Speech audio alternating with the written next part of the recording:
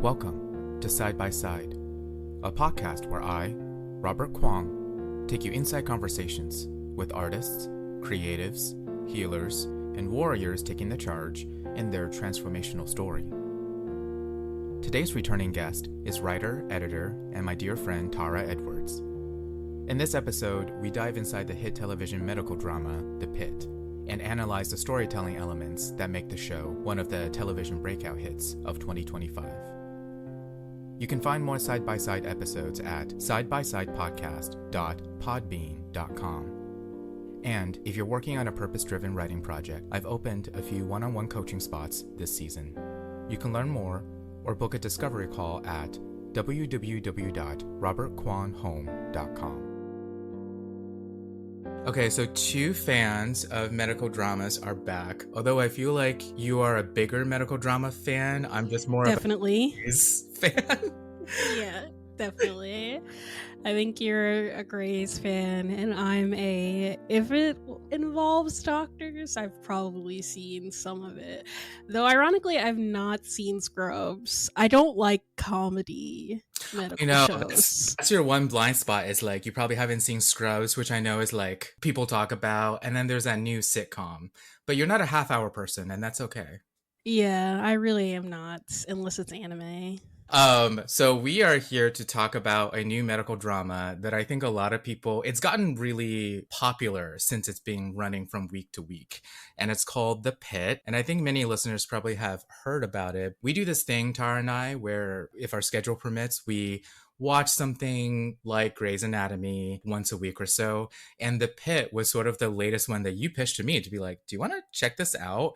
I mean, I know we both did, but I got so hooked into it in a way that I wasn't expecting. So I wanted to talk about it. But you were like, yeah, this is going to be good. Well, yeah, I mean, as an OG Noah Wyle fan, I was like, oh, I'm on board. And then the pilot was so good, so it just made sense to me. The pilot was very good, which we'll get to, but maybe a little bit of background. Noah Wyle is an actor famously known from ER, and The Pitt kind of has like a relationship to ER. I don't know if you want to kind of like discuss it real quick. It's really just that Noah Wyle was on both shows because technically ER is suing. There is like a lawsuit situation between ER and The Pitt. So they want some of that money. They want some of that money. Yeah. Personally, I feel like the shows couldn't really be more different other than taking place in the emergency room, because that's one thing I think you immediately were kind of getting your bearings around because you came from Grey's, which is focused on surgical interns and surgery department, whereas ER kind of is a mix of all departments and how they relate to emergency services. So yeah, the show doesn't hold your hand with that, and I appreciate it. But what happened was like early on, I really had to like work fast to get my bearings straight. While you were like, yep, home sweet home, the ER department, you know what I mean? And you were more ingrained into what was happening. Yeah, Noah Wyle is kind of like, I think he's probably like an executive producer or at least co-producer, but he's really like leading this production. And he has this message about why he did it after like having a long acting hiatus, I believe. He came back, he said, particularly after the pandemic and seeing what hospitals and nurses and doctors had to go through. And they wanted to make a show in response and maybe also like a little bit of a PSA for how the medical professionals are doing the past few years. So I think that's kind of cool personally. Some OG Noah Wyle fans also remember that he's the bad guy in Enough, that is besties with the abusive husband. I forgot about that. Like, and I was chases J-Lo in that truck, and also teaches the little girl how to play basketball. It's absolutely insane that I remember that. Yeah, I don't want to imagine him playing bad guys. I just want Noah Wyle to be like a brooding hero trying to do the right thing kind of person. Like he's got range, but like here he's so good. So in your opinion, why do you think The Pitt has been kind of described as something that's very subversive for like the traditional medical drama like procedurals? Well, one thing I will say immediately is that it does not lean into melodrama at all. I think that, and this is kind of Grey's Anatomy as like a sort of cultural impact moment, Yeah. is that Grey's made people get used to seeing like feel good medical stories. Like you can probably count on maybe two hands, maybe three hands of like absolutely devastating patient stories where the patient actually died in Grays. Whereas I feel like in the Pitt, it really is a we have no idea what's going to happen to this patient, whether they make it through Yeah. their time in the ER. I can see this also in Chicago Med as well. That's also very melodramatic. And The Resident is also pretty good, but I would but basically I would say it's leaning harshly away from Yeah.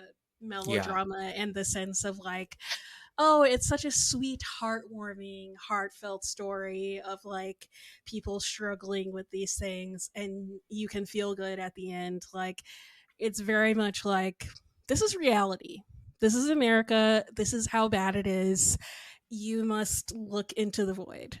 Yeah, reality check, I think, is a good way to describe this show as opposed to like other forms of medical dramas and also like, police, legal procedurals as well. It's not that they don't have like really heavy storylines, but they tend to have still an element of wish fulfillment and also like aspiration, like it's meant to be inspirational in some way. Yeah. This show is like, look, doctors and nurses are struggling and there are serious problems that needs to be addressed and it's gotten 10 times, 100 times worse since 2020. And so there's like this weird urgency with this show where they were like, we have something to say. You just sort of feel that from the get-go. Yeah, it's kind of hyper realistic in Yeah. that way that a lot of post 9/11 media was not. I'm sure that your partner has many thoughts about like media analysis of like post 9/11, but Mm. if you're talking about the sort of media landscape of post COVID, I think this is kind of one of the first pieces of media that I felt did not try to bootstrap slash melodrama catharsis its way through. I think it is a very hyper realistic view of everything. And I'm probably just going to keep repeating that word hyper realistic because one thing that a lot of doctors themselves and also medical professionals are just finding themselves saying is that this show is one of the most realistic depictions they've ever seen. Chest compressions actually look painful and you realize like, oh, you are technically breaking ribs a lot of the times because of how intense chest compressions are. And they actually had a lot of training as actors to look and feel the part, as opposed to like something like Grey's where when they're rehearsing they do say things like medical instead of the actual terminology. Yeah, Yeah. it was a shortcut they developed just to be like, this is where medical stuff needs to be put in. But the storyline is really like, are they going to get together or not? This is very Grace, right? Yeah. And like the patients are meant to like be a metaphor for what the doctors are going through. This is not quite like that. And there are a couple other like elements that make it unique to me. It's a 15 episode season and it goes through what I think most people consider the 24 structure, which is one episode is 1 hour, quote unquote, in real time. And every episode is an hour inside of a 15-hour shift at the emergency room, like trauma center. At first, I wasn't sure how I was going to feel about it because I don't have any strong feelings with that structure. And I've seen parts of 24. I didn't really see the connection. There's that kind of like a little bit of like gritty realism to it, but it really seemed to work. I remember like a couple episodes in, I was like, oh my God, by the end of this season, like they're just going to be like, see you tomorrow because everything you saw was just one day. Spoiler alert, we're probably going to start getting into more specifics. There are spoilers. Actually crazy to rewatch the pilot because at the beginning of the episode of the pilot, she's Dr. Collins is talking about her pregnancy symptoms. And then you realize, oh, in 5 hours, she won't have a baby anymore. Spoiler alert. But that sounds melodramatic if you like pitch it. But they did it in a way that I think was just dramatically motivated but also felt super gritty, where of just like, oh yeah, by the way, like women sometimes have like miscarriages and they have to show up to work. Yeah, or they have to stay at work and have to work through whatever is going on, like if I had to say there was a similarity between it's really those social cultural moments. Like I know that Grey's has had its like issue episodes, especially recently with both the COVID season and also all of the issues related to women's health and abortion rights. But I feel like the thing that is sort of the Pitt's calling to is that had a lot of like social cultural commentary about poverty and race relations. Everyone has to use the There's no like backdoor way out of like having to interact with your preferred cultural group if you need to use emergency department in a hospital. Like obviously there are hospitals that are considered to be a little bit more used by rich people, and they have access to things that other people don't. But if you get into a car crash and you're unconscious, you're going to the and you're going to wake up there, and you can't control that outcome. The episode structure worked really well for me in terms of just because it's so like what you see is what you get, and they space it out. Normies like me or like us can really take in just how much these doctors and nurses have to deal with in a way that feels very different from like Grey's Anatomy, where you're not seeing them working from day to day in this way. And time passes very arbitrarily on other medical dramas as well. And this one is just like, these characters will not get a break, and it, no matter what they have to face. Which is like a lot, and I think that's why I like the structure. For sure. That hyper-realism aspect really comes across when you do this sort of hour by hour structure, because the audience doesn't get a break either. And this is not to say that the show is like super oppressive and makes you tired experiencing it. I think the show is still quite balanced. It does it in a way that I personally really appreciate, because I think reality is always so much more interesting to me when it's put in this like space of drama where you can experience something you maybe never thought about, right? It's like I know we're in the era of escapism, especially with the economy going the way that it's going to go, or is going.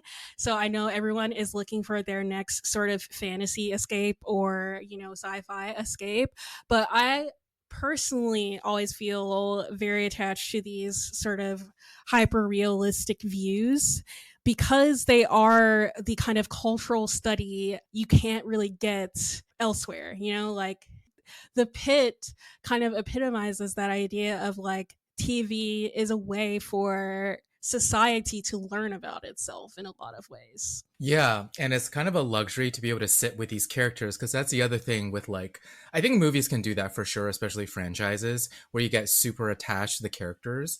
Despite the show not being very melodramatic and frilly with like juicy character moments, you know what I mean? It's just all taking place in the ER center. There are some very endearing moments, and like by the end, fans were like, I'm team this person, this is my favorite, and like people were really rooting for these characters, but it's not like they had to do anything special besides just showing them working and having their character inform their decisions. Yeah, it's like that I guess cliched statement that you hear in like writing school. The more specific a character becomes, the more universal they become. And I think that happens in the Pitt, where there is something for everyone. There's like across the board generational representation, because Noah Wiley is obviously Gen X, like early Gen X. Okay, he's early Gen X because he was born in like 1971. Listen. I have to remember. Been around for a while. and we're old, so that also doesn't help because we're millennials are now entering our 40s. So Yeah. as a group. So you get that Gen X area, and then you get Gen Z as these newbie like doctors. And then you also get all kinds of patients, you get elderly patients. So, as boomers continue to age, and like aging care is like important plot that is explored through a lot of patients in this show.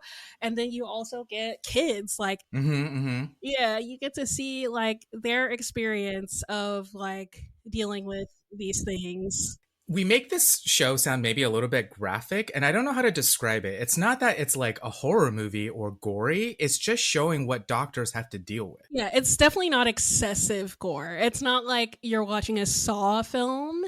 It's basically, like you said, what would happen if you were a doctor? These are the things that you would see. These are the injuries you would be exposed to. And they just show what these people have to deal with, particularly at the start of this season.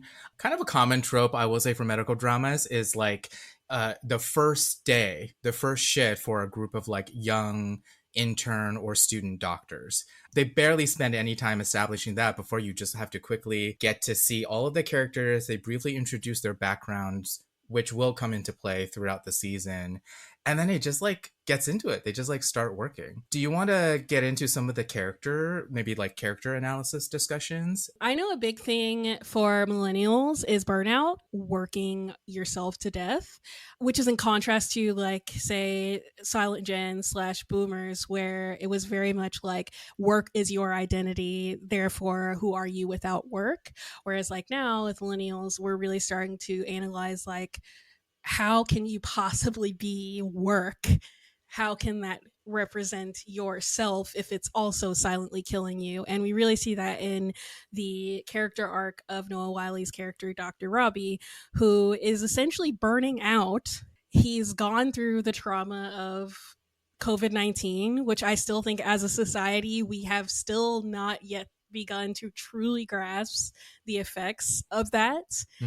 Then also just the burnout of emotional labor. I know that became like a pop sci term, everything is emotional labor, but if we're talking about doctors and nurses, they're truly doing the kind of worst kind of emotional labor, because as Dr. Robbie experiences, sometimes that means being on the receiving end of a lot of hatred and agitation that has nothing to do with you, which is very much the service industry in a nutshell, which is what emotional labor came from. But like, I think you said it in the last episode, Noah Wiley's getting that in me. Yeah, I mean, oh, and quickly, I did forget this one point. There are some doctors, student doctors, who are starting their first shift. At the pilot, correct me if I'm wrong, because I haven't rewatched the season, so it's been a minute since I've seen the earlier episodes, but he sort of like, this is his like first official shift trying to like recalibrate. Yeah, I think the implication is that he had a little break because of an experience with losing his mentor during the COVID-19 pandemic. But and he had to treat his mentor specifically. Yes. Yeah, yes. And lost his mentor. And he's coming back in the show. He's the head attending of the ER, and he oversees the entire like emergency department. And yeah, you really get to explore burnout, PTSD, just like severe emotional labor, because not only is part of being a doctor having to service patients, but you're also, if you're a senior doctor in his case, you have to deal with the emotional labor and service of the people underneath you. And with everyone coming to you for these things, you can see how easily one might find oneself having a breakdown mid-shift. I definitely saw myself in him, because I had many moments during one of my most stressful jobs, which was reporting hard news, where like, I'm tired and I can't take this anymore. Just like the heaviness of what you're doing and what you're in proximity to.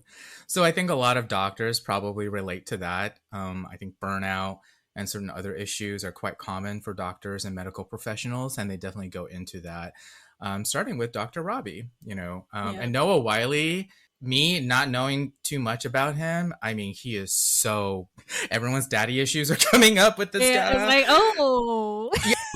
I was like, y'all, he is not McSteamy over here. Look at the man. He's crumbling before our eyes, but I get it, you know?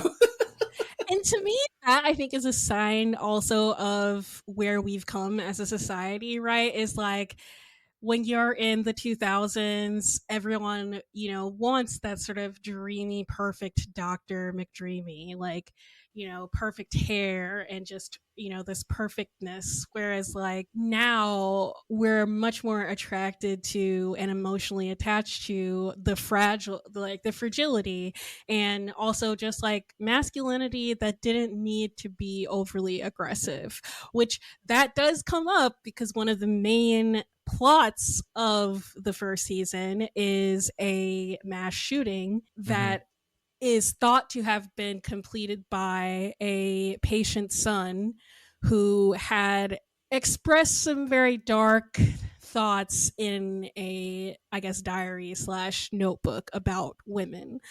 Noah Wiley's attractiveness as a character, or Dr. Robbie's attractiveness as a character, kind of also says where we are as a society in terms of like how we view what is attractive about men. And it's this kind of like less macho, I'm a neurosurgeon, I do risky surgeries and come out on top. And it's more so like, he's not going to make it. He's having the worst day of his life. He's not perfect. And the show challenges him as well. I mean, through, different characters challenging his point of view and him actually like getting checked here and there.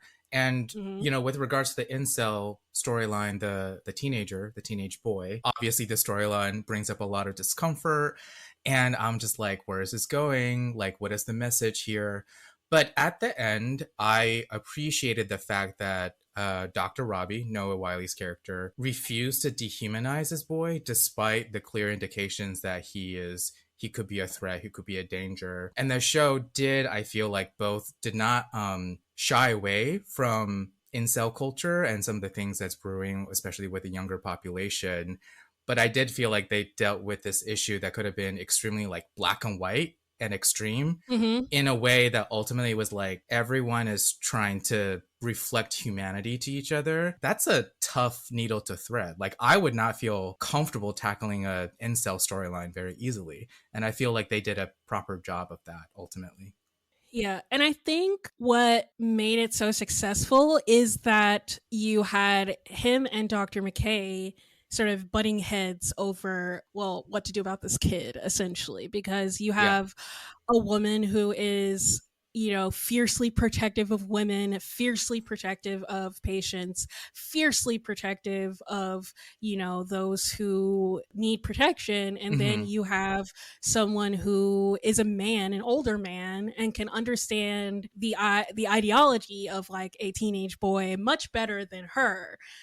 So I think because we got those conflict between those two characters, I think it allowed for that humanity to be shown, because we got, rather than everybody banding up against this kid, we got, hey, this is like a real person's life that is going to be deeply changed by being introduced into the system and the carceral state. I liked how the show incorporated that aspect as well. A lot of people don't realize how unfortunately involved police and the carceral state are involved in hospitals these days. Yeah, once they they had the police and also just security guards, in general were throughout the entire season, obviously at an ER center. But once the mass shooting storyline developed in the second half of the season, the proximity to police, to like, I think they had like tactical units, like the military came. Like, this is their place of work. People have to go through so much, especially on days when there's an emergency like this, which is not super melodramatic, and that's the other thing. Was like, it could have been kind of like the event of the season, so to speak, which is kind of a medical drama trope. Yeah, it's like mass shooting, mass casualty events. Yeah. Yeah, but it was interesting to see doctors from other countries react to that because it is an America only symptom. We are the only country in the entire world that has this many mass shootings. So it was interesting to see that perspective. And just to circle back to talking about Dr. McKay and the carceral state, Dr. McKay has a ankle bracelet on that becomes a problem. It keeps going off, and then the cops come to arrest her because in order to do her job properly, she had to disable it. I was like, that ankle monitor, something's gonna happen, you know? And it's like, mind you, Dr. McKay comes off as this very sweet, non-threatening white woman. Yeah. It's like, it's a nice little subversion, right? That the sort of toxic baby mom character who has issues with her father's child is a white woman who has an ankle monitor. Whose kid's like in the kitchen, I think, waiting for half part of her shift. And just like, she's an interesting character. I really found her endearing. And her backstory, like you said, is that she kind of had a rough, like, earlier life and has like done some things that she regrets, made some mistakes. Kind of a colorful history with her ex and like shared custody, and then comes in like the ankle monitor, assuming there was some sort of like incident with all of that. But they do set that up pretty early in the season where Dr. Robbie shuts off the machines, the heart monitors that are beeping, because it's so like overstimulating for patients, families, and for the doctors too. When her ankle monitor started malfunctioning and wouldn't stop beeping, I was like, oh, here we go. And I thought for sure that was going to be how her season ended. It's like, oh, she's going to jail. You know what's funny? I just thought about it. Maybe it wasn't malfunctioning. Maybe the reason why I kept going off is because she was still at work when she was supposed to have left the hospital. Oh, maybe some, like, yeah.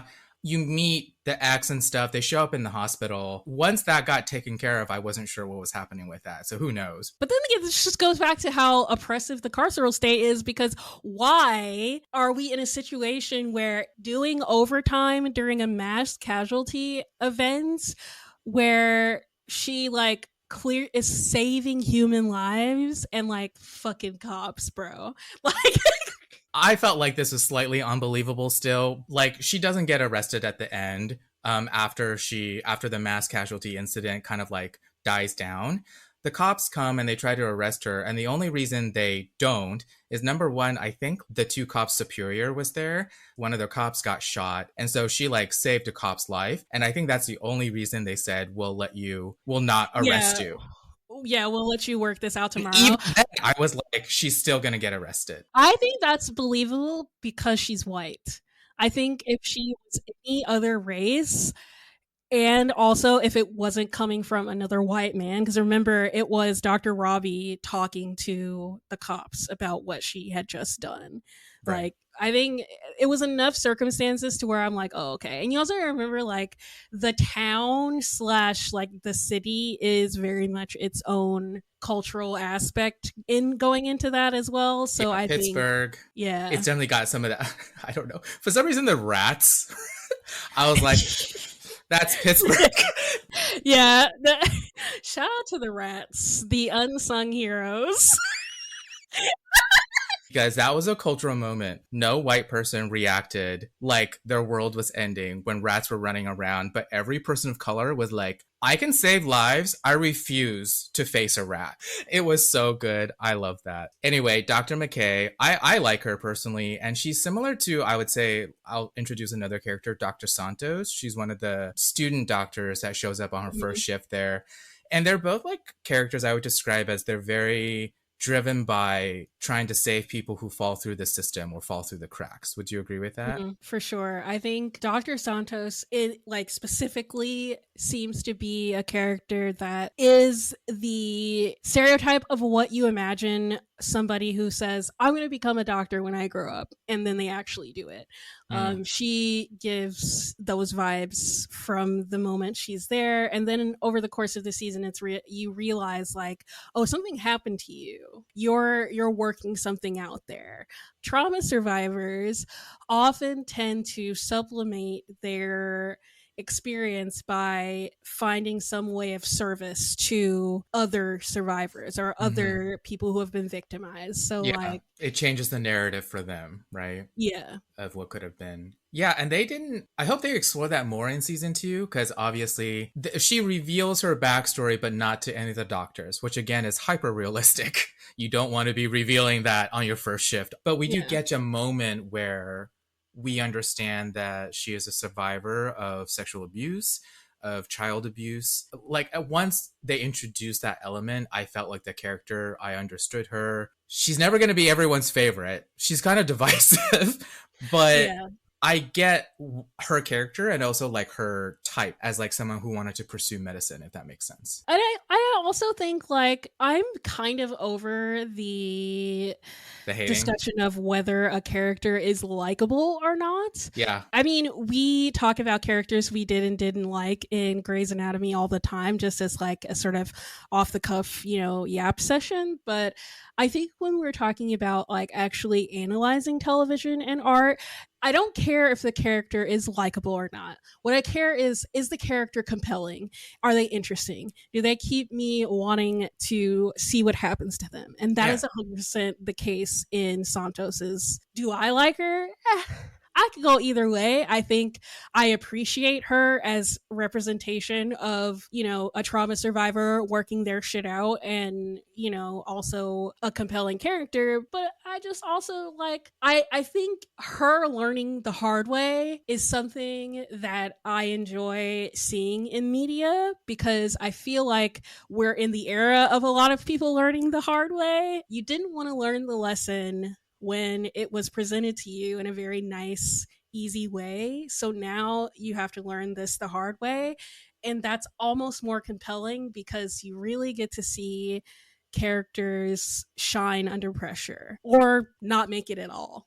I think one thing we talked about as we've been rewatching Grey's is that warning from Richard in that original speech about how 2 people wouldn't even make it through the program. I think a lot of people miss that aspect when they're like, oh, my favorite character is like gone. It's like, but she's also just like a bad doctor. Like, at some point we have to just accept in reality, there are 100% people who go into the medical profession who do not need to be there.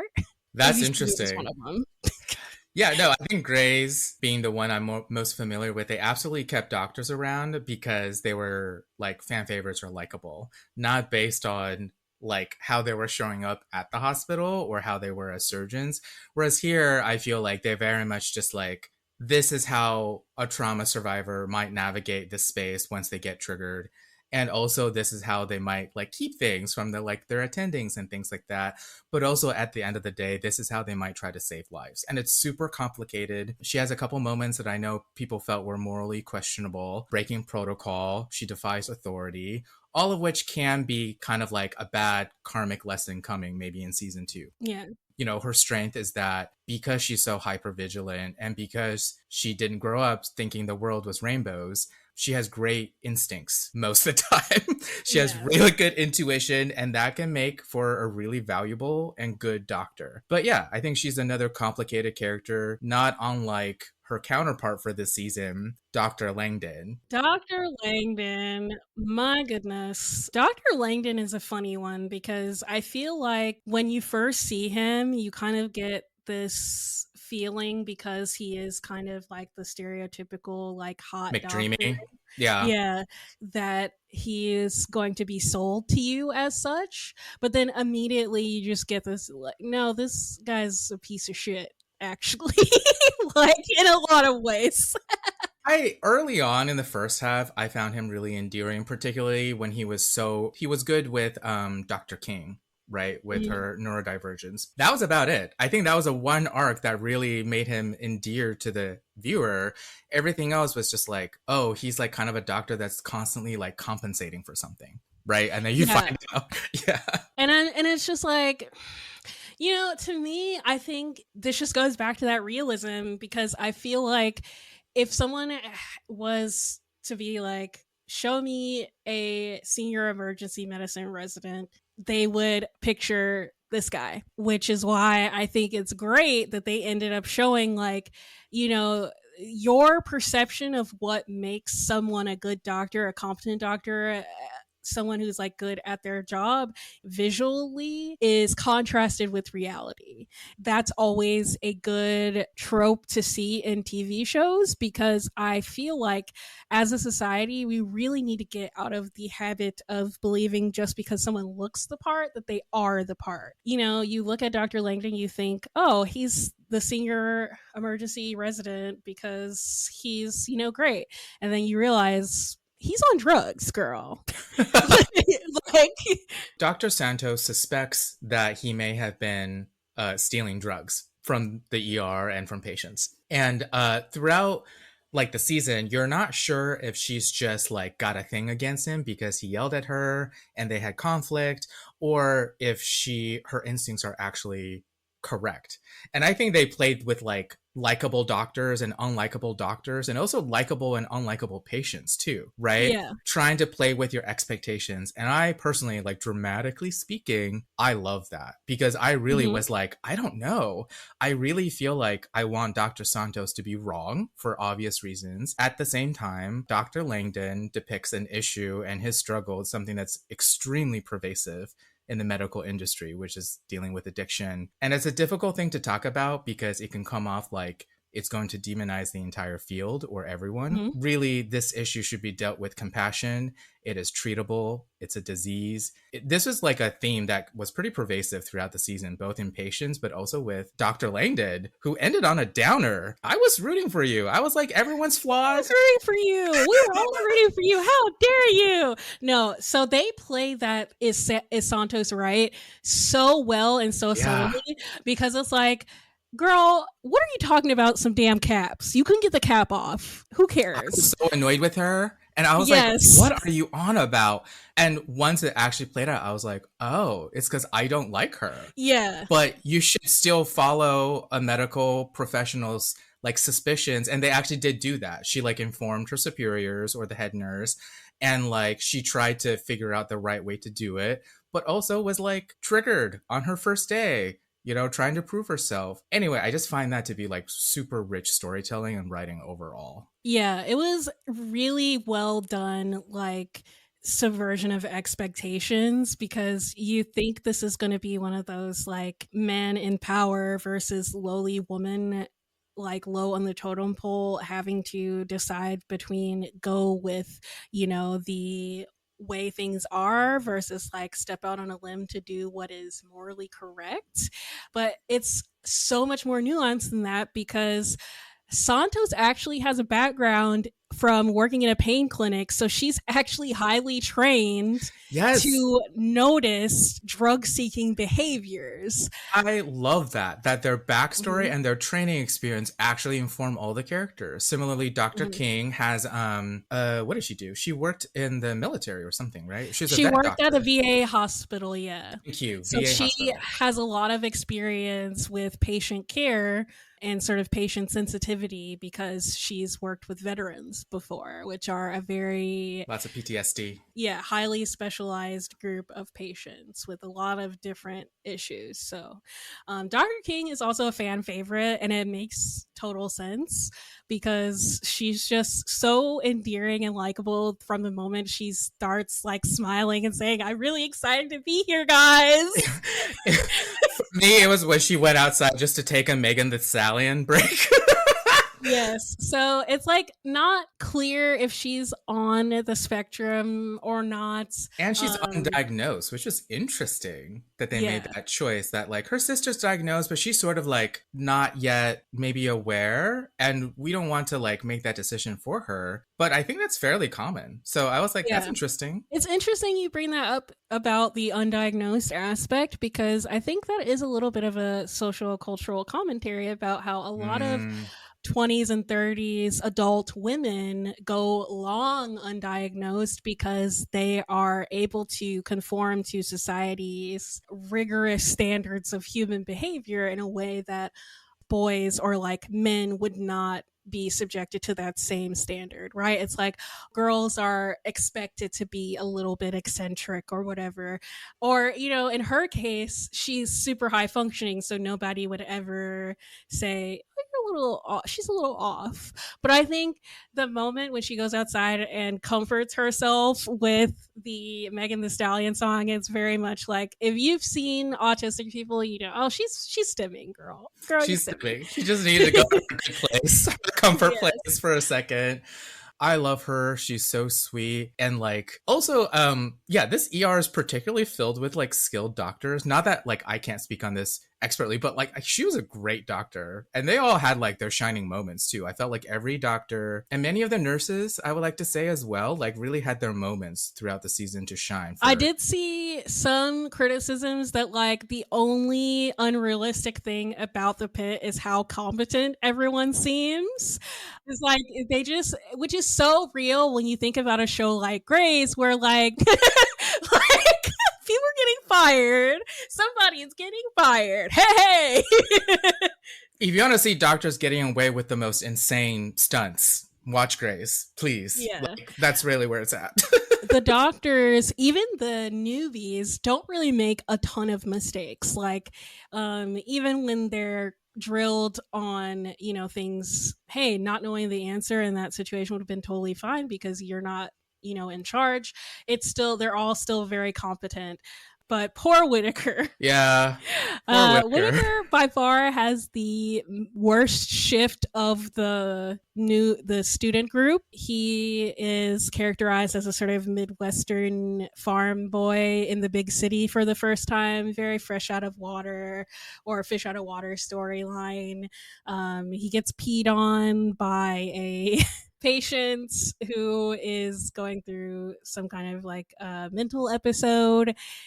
He also ends up saving them for the rats, so you know.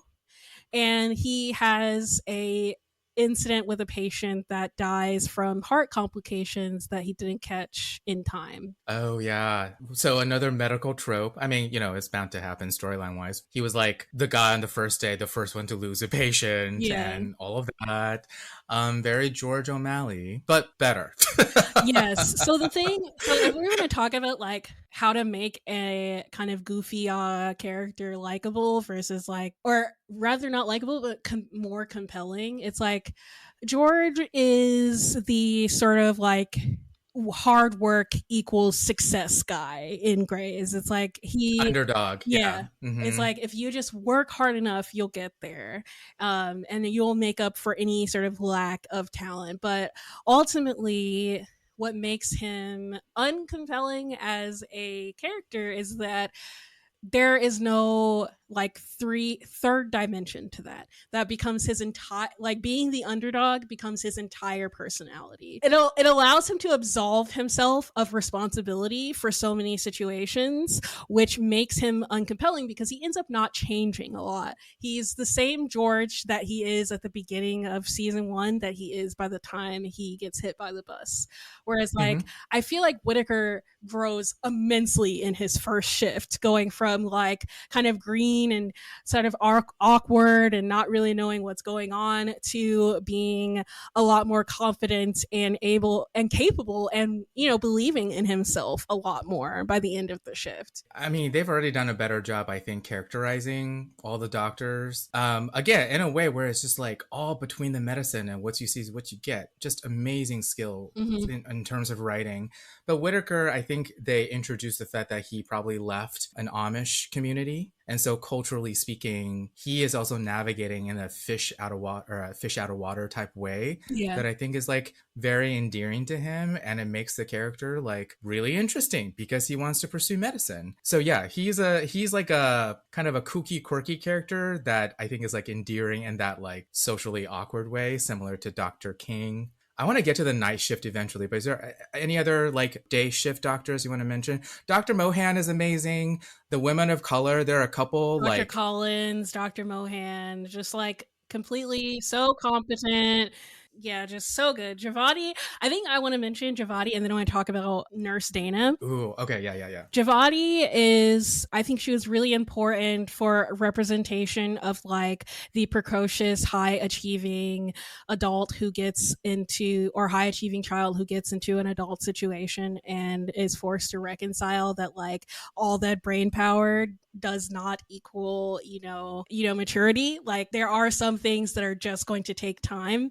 I like that being something the show dives into because it's definitely a cultural phenomenon. Like I do think a lot of kids grow up, myself included, that their like intelligence will get them through any situation only to realize like reality check here, it's often not going to work like the perfect simulation in your mind. And Yeah. we get to see her navigating like being 19 years old in a job dominated by people in their late 20s and 30s.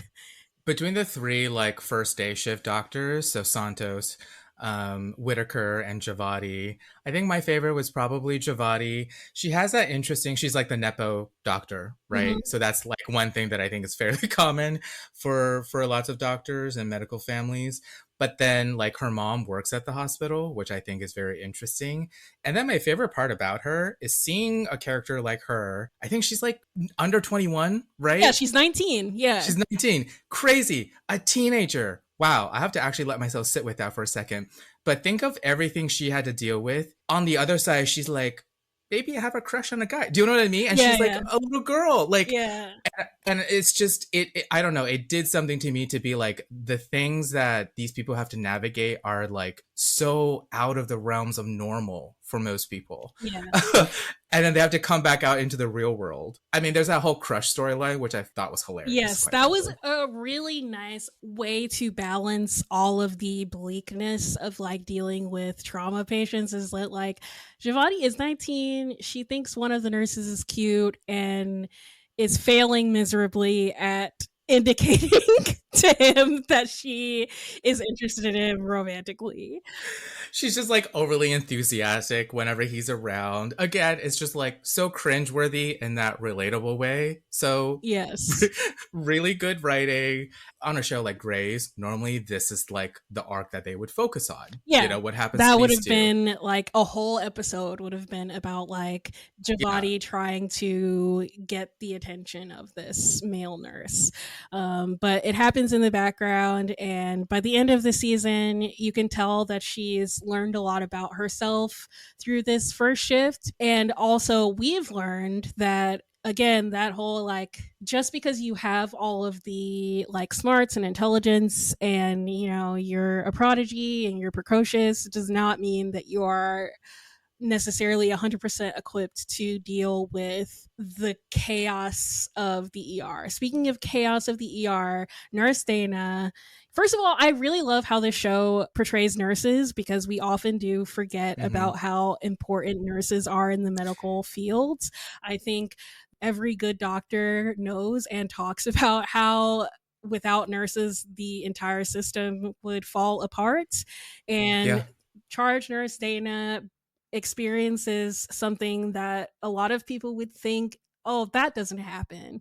But it does, where she literally gets attacked by a patient because he's mad because he couldn't get treated. Because the wait has been so long. Yeah. And then he basically socks her. And they have a line with all the nurses where just like, this again? Like, basically they say every one of them have been assaulted. Yes. It becomes a situation of where like, this is one of those social cultural moments where the reality is that the reason why hospital security exists and why you need this sort of presence of like people to protect these doctors is because there are a lot of people who would straight up just attack innocent nurses because she took a smoke break in between seeing hundreds of patients, organizing all of these patients and doctor schedules, trying to make sure everyone stays alive, trying to figure out, what's going on, dealing with emotional labor. She's the charge nurse, so she is only second to Dr. Robbie in terms of being in charge of things in the ER. And yes, I think she decides at the end of the shift that she's like not coming back ever, which kind of hints at that like burnout thing. Because I do know that a lot of nurses and doctors left after the COVID pandemic because after the trauma of just seeing all that death, but also the treatment by society and the laypersons. Like, I know Grace has an episode where, you know, they had the patient who thinks that COVID is a hoax. And then you have like the anti-masker in the pit as well. The kind of degradation and dehumanization offered to nurses while they're literally saving lives, girl, I understand they need you, but if you just said fuck this, I'm out, I can't blame you, because what the hell. I do think the pit is maybe a little bit aspirational about the medical field in the end. Like, I do want to say that it's very inspiring, but it's very like the sliver of hope each of these characters get to have is their own resilience. Yeah. And wanting to do the right thing. There's no like magic solution. Yeah. Ever. The catharsis that often happens in Western dramatic structure, whether you want to or not, that happens in this show comes from their resilience as, you know, characters. It has nothing to do with like, okay, we're putting it all on a like nice pretty bow, like we survived the craziest shift ever and we're all having drinks in the park and we're all happy go lucky. It's, we're taking stock in like some crazy ass shit just happened to us and I have no idea how I'm going to deal with this, but I'm still here. Yeah, and that's how the last episode, which is sort of like a calm down episode after like a series of dealing with the MASH casualty, the end with just the doctors like grabbing a quick drink together. And like that's the win. The win is like, oh, the day didn't defeat them. Yeah. And so they can choose to work another day, which is again just both kind of inspiring, but they don't want to make it sound like becoming a doctor is in any way easy or relaxing, or that you're not gonna get hurt, make mistakes. Yeah, but it's also inspiring, and in that sense I kind of appreciate that amongst the sea of medical shows. I want to mention quickly Dr. Mohan. Her arc was pretty interesting, mostly because of her focus in kind of dealing with women of color, racism, discrimination. Super interesting, super important. But also the fact that they could not make her look tired. Yes. Like they tried to make her look bad and they failed. I was like, girl, you need to go home because your skin looks flawless as you're like getting a high after saving lives. You need to go home. Like, you know, I think Dr. Mohan's contrasting character is Dr. Collins, right? It's like they're kind of foils of each other in the sense that Dr. Mohan is how you are when you're still fresh and still new and everything is like still working out and you're still learning. And then Dr. Collins is like, this is hell. I'm going home. Dr. Collins is the night shift. No, Dr. Collins is the senior resident that was dating Dr. Robbie before and then has the miscarriage during her shifts. This is hell. I'm going home. Kudos for all of those doctors, Collins, Mohan specifically, Javadi. They had a couple, like in my opinion, like women moments, you know, that, you know, I get emotional with that, but it's just like is nice. There were just a couple moments of like women of color, women gathering together to help someone, to help another woman. It's just nice. Yes. You know?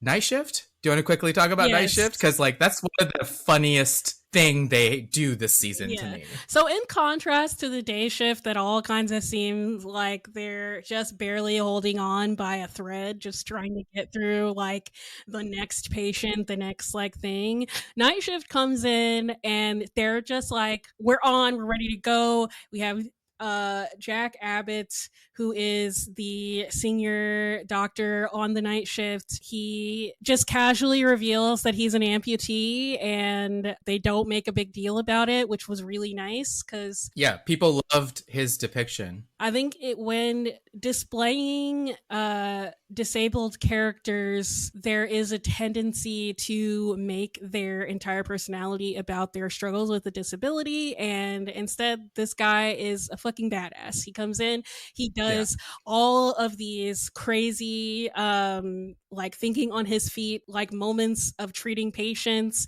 He also saves Robbie's life. Like, because you're not gonna tell me that he didn't go up to that roof with some thoughts.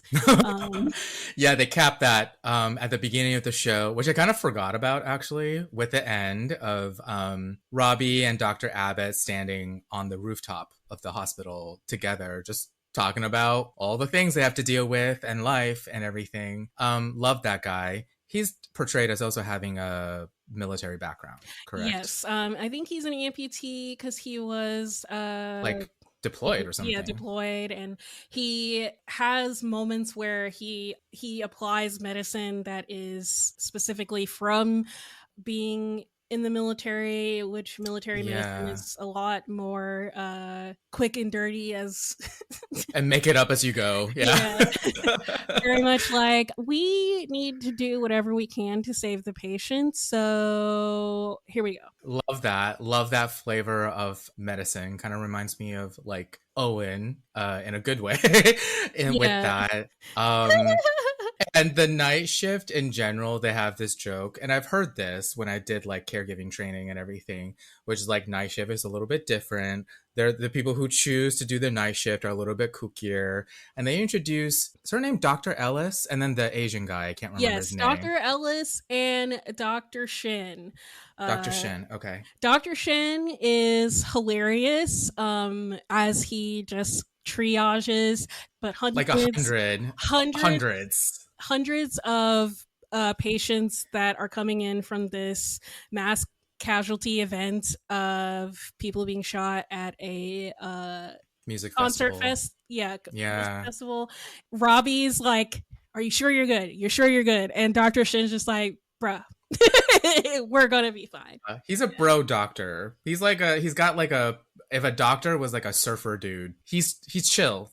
Yeah, I will be really interested to see if that character ever has something that actually phases him. He seems like a very like straightforward, unmovable, unshakable guy, and I love seeing those characters get pushed to their limits, because it's always like, is this going to be the thing that makes you have an emotional response? Yeah, because not all the doctors necessarily, like, it's not like you find out like, oh, here's their like secret baggage, right? Some of them do, but some of them are just like really great, interesting characters, and he was one of them just because he contrasted so well with Dr. Robbie in particular, who was like, are you good? And he was like, yeah, this is how I keep calm. Yeah, it's like the perfect example of like a person who has never been through like a truly traumatic event versus someone whose like entire like life is childhood trauma. You know what? That's probably why he's chill. I wouldn't be surprised if later we find out like he's had the most traumatic childhood ever, and so now he's like, nothing can faze me, because that would actually be interesting. Yeah.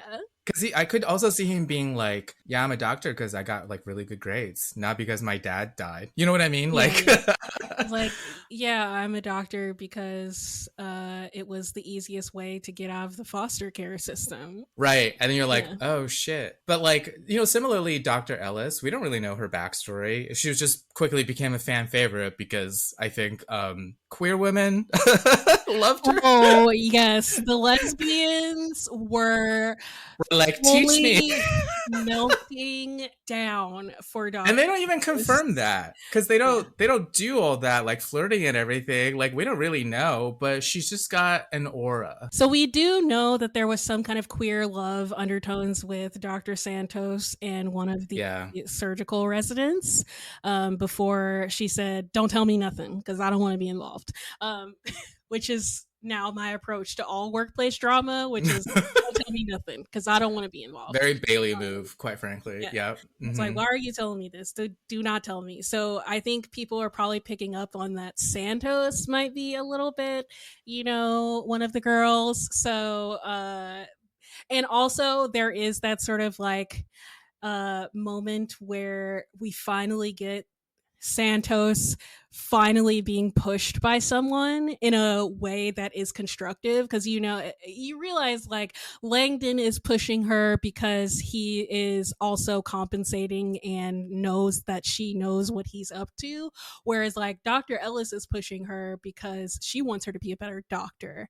And I think that makes their interactions a lot more compelling, or not compelling, but just like easy to watch, because it's not nefarious, right? It's not coming from a selfish place.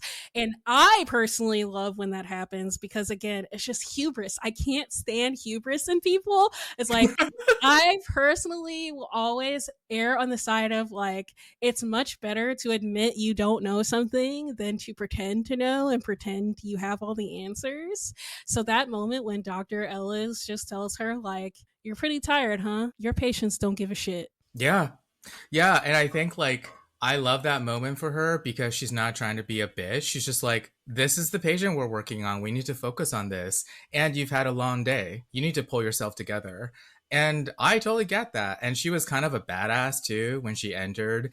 Very interesting choice, by the way, to do like, I thought maybe they were going to end on like 12 episodes because it's not that uncommon to have a 12-hour shift at a hospital. And also a season order. I was under the impression that a season order is usually 12 episodes. And I was like, that's an interesting episode order count. And they made this very interesting choice structurally to me where like the show goes into the night shift. So you have these new doctors coming in. Also, like you're seeing doctors having to catch up, as they enter. Like they don't have time to like drink their soda. There's a shooting that just happened, right? And also just like juxtaposing like, what's the military doctor? He like comes back. Dr. Abbott, yeah. Yeah, Dr. Abbott clocked out in episode 1 and had to clock back in. Like, yeah, by episode like 10 or 11. By episode 10, because there was like a huge emergency and all of that. And again, all of that just informed the storytelling even more. It was interesting. I don't think I've ever seen something like that. I'm really excited to see what kind of story they tell in season 2. Yeah. And honestly, I think I am happy to be more on the side of the focusing on the medicine doctors. I think something that I think medical shows kind of fall in a trap a lot of the times is getting too caught up into making patient storylines compelling. Like, for example, Denny's whole thing in Grey's is one. There's like a very famous ER episode, it does a 24-hour shift where you see Noah Wiley's character and his counterpart on the night shifts treat the same patient over that 24 hours.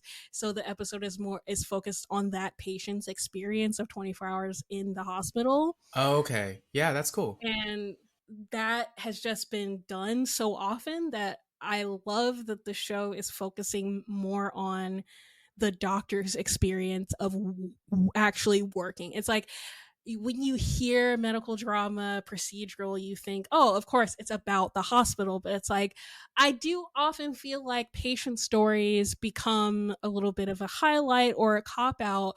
Whereas like here, the patients are important, but they aren't used as like lesson vehicles for character development as much as just environment is. Yeah, they're not just like symbols, right? For like these different themes and everything. And I think they did that also with like the hospital admin, where like it could have been very easy to demonize that character, but it was just to establish what these doctors have to deal with. Because you saw like the press, the cops, the military, the admin, the patients, the family, seeing all, and then also like they have to deal with each other. Like Dana had to do so much emotional labor for these damn doctors. I was like, girl, justice for Dana, honestly, at the end of season 1. Yes, but justice for Dana. They're at work. So imagine having to deal with all these different elements when they're just trying to do their work and their work is saving lives. As a viewer, it makes me be like, this is crazy that they have to deal with all of this. And also, for sure, it can be a negative impact on patient care, right? Yeah. So sure. Like there are valid criticisms of the medical system and the medical industry, but I feel like this show is like definitely addressing some of it, especially with like worker shortage, but it's also being like, all of this is important because all of these characters are trying to save lives. Like, that's the one thing that they all have in common. I Yeah. love that. It makes the show much more impactful emotionally because they're all kind of working towards that same common goal that feels greater than themselves, right? It's like there are many a workplace drama. You'll never feel the same way you feel about the Pit for like a corporate business structure, right? Because it's like at the end of the day, they're just making ads, they're just marketing, they're just like these things, they matter to these characters, obviously, but it's never going to have that same like impact of like they just saved 100 people. Yeah, and we were able to do that math too. I was just like, Yeah. that was only one episode, and they dropped a number. They well over 100. They triaged 100 patients, victims from the shooting alone, and that was on top of all of the patients I had dealt with earlier in the day already.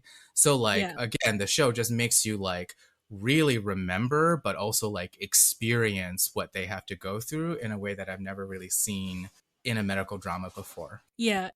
One of Dr. Robbie's more impressive scenes is when he says to his, I guess, stepson slash kind of former stepson, because he's not really his stepson anymore, I'm going to remember all the patients I lost well after you've forgotten that you lost. Which I was like, I know everyone's been through a lot, but that is fair because that kid, I could not. Yeah, like, in that moment, it's so understandable, but it's also like, you little bitch.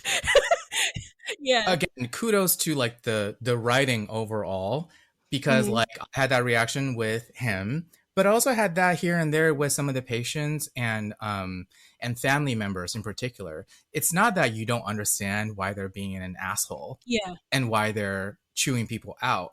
And that's partially what makes this show so gripping, is like, I got so annoyed with certain family members, but then they would honor why they're doing all of that. Yeah. By like, I have to say goodbye to my dad, by the way, while all of these characters are doing all those things. And they like let you sit with that. Oh, so good. Yeah. It's like what makes it so emotionally gripping is that both characters are right. It is right. Yes. Yes. Yep. You feel betrayed and overly stricken by grief because your girlfriend was literally just shot to death next to you, and your image of this perfect father figure could not save her.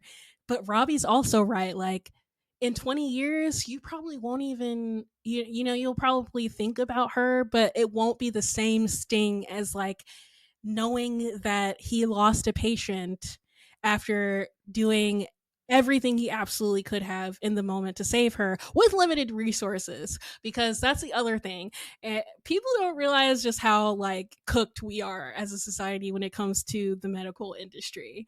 Like, he definitely represented that, especially with the anti-vaxxer mom. There are a couple times where he said this to his son as well, where my experience will never be like yours because I am a doctor and you're not. And like, there's a difference. You know what I mean? And like, this show made you understand why it is important to, basically to respect doctors' opinions as well, as much as there are criticisms. Basically, the idea is like to treat them with a level of humanity that you may usually not, because you're dealing with the worst day of your life or whatever. Yeah, for sure. It's like, I think something I mentioned a little bit because it came up with the implications of like fat phobia that Dr. McKay may have used in her initial understanding of a patient's symptoms, is that like it is valid for a lot of groups of people to be highly suspicious of doctors because they do have biases. They are not perfect. They do have blind spots. Like Langdon's blind spot was autism immediately, and he didn't know. And the chronic pain patient, right? Yeah. The Black woman. Yeah. But at the same time, it's like, then you see the situation with the anti-vaxxer and you're like, she's killing her son by having this sort of, suspicion. So how do you, grapple with those situations where people are both right. And I think that's what makes it compelling. Yeah, because like ultimately taking out the anti-vaxxing aspect of it, she has a right as the parent to be a part of the decision making. Exactly. Right? You can't take that away from family members, right? So it's tough. That's what makes this so gripping, and like it tugs at your heartstrings. Even the characters that you're just like, you're so frustrated with, you understand their frustration, because we might be frustrated, like we might be in their situation and reacting in somewhat similar ways, right? Are there any other things that you want to put on the table before we wrap up? Oh, I just wanted to mention that like the contrast between Dr. Robbie and Dr. King in their treatment of the anti-vaxxing mom is a really good like study of how to deal with those kinds of patients, because obviously because Robbie is like dealing with all of that. By the end, he was like this close to having a full breakdown. Yeah, like, well, he had already had one. It was just going to continue to get worse. Yeah. And then you have poor Dr. King, who has like gone through so much in the past like 10 hours, and she still managed to like give grace to this patient's mother who she could see her humanity in that moment. It's like she's just a scared mother who doesn't understand what she doesn't understand, which, you know, he always pisses me off. But like, I did like that little contrast, because Robbie's like, I'm going to show this guy what could happen to his kid by breaking protocol and literally showing him dead bodies. That was wrong of Dr. Robbie. Let me just be clear. It's like, and fired. But also we get that nice contrast of like Dr. Shen and Dr. Ellis and Dr. King being like, sometimes you do have to do that work of being non-judgmental towards people, because it can ultimately, I do think probably it can lead to better outcomes on average. Yeah, you could say Dr. Robbie was right in the end because the husband did listen to him after that, but you know, don't get It's funny you pointed out Dr. King's, like the way she worked that room. I hadn't thought about that, but yeah, there are different ways to have this conversation where she's just like, I don't know, she was just being with that mother's like stress and anger and doing her job. And then she's like, yeah, we're done. We won't do this again. You're good. And like the show has a couple of moments where it's like certain things in life do not get wrapped up in a neat little package. Yeah. This patient, couple other patients, they just like let them go because there's nothing more they could do. Like the trafficking patient. Yeah. And they have storylines where just like shit happens and like they have to carry on. You know, they can't save everybody. And they say that a couple times. Yeah. For sure. It's like the one addict patient as well. Oh, yeah. The white guy, right? Yeah. Yeah. Basically, they're like, you can get treatment, and yeah. Yeah. Any other things you want to shout out before we wrap? Can't wait for season 2. Really great show. I loved all of the women, especially rooting for Dr. King, Dr. Collins, and I really still hope that Dr. Collins and Dr. Robbie get back together. Yeah, I'm very interested to see. I mean, they do have like they planted seeds, right? They definitely didn't want to distract you, but like the fans were eating that shit up. So like they're coming back for season 2, and they did make a couple notes. I'm curious to see what they do. If they do the same number of episodes, are they gonna have like a different shift again? A running joke that I think a lot of people are making is they should do a spin-off called Night Shift. The Pitt : Night Shift. They could do 24 episodes where we get to see the start of the day shift into night shift into the day shift coming back in again. It's kind of perfect. It's one set. Yeah. It's one giant set. They have a nice little machine, and they're doing a good job with like the stories they're trying to tell. So I hope this brings back, give us some sliver of joys here and there in these uncertain times. I know for some people, their comfort shows involve like, you know, high fantasy, just completely escaping the day-to-day reality. But for me, I love the catharsis of like seeing people like me experiencing the things I'm experiencing and being like, hell no, I'm going home. Because I'm just like, that's valid. That's real. I think you would befriend like Dr. Abbott. What was his line where he's like, the darkness agrees with me? Yes, the darkness. I'm like, listen, at some point we need to address as a society how we force everyone to be on this like daytime schedule. One day. It's like you, Abbott, and Dr. Shin, who like drinks soda chronically. Yeah. Okay, well, thank you for being with me through this romp. We watched the show together, and I was like, let's record a discussion episode. So thank you. Of course. Yeah, thank you as always, Tara.